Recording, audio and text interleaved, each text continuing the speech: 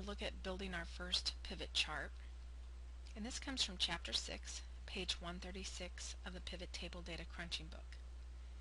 We're going to start with a pivot table that I've already created. You'll see that it contains market and the sales amount and a filter for the business segment. In order to build the pivot chart, we're going to click anywhere in our pivot table. We're going to go up to the top and click Insert, and about halfway over at the top you'll see where there's an area where you can pick what type of chart you want. We're going to pick a 2D column chart. Click on that and you'll see that the chart appears on the same sheet with our table. We now have a visual representation of the information in our pivot table. We have our filter available, so we can filter the information if we want by business segment.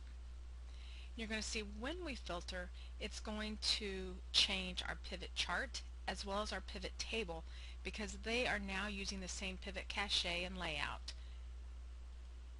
So we can continue to filter that however we want to look at, whatever we want to look at.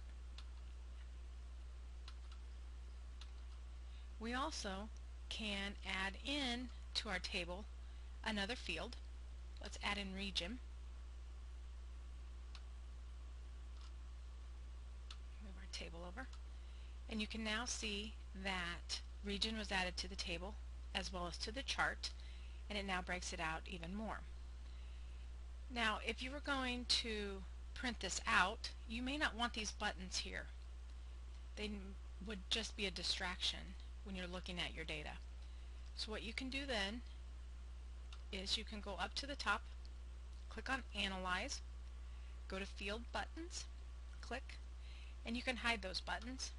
You can choose which ones you want to hide. You can hide them all, or you can hide certain ones. You can click on it again and it'll bring them all back.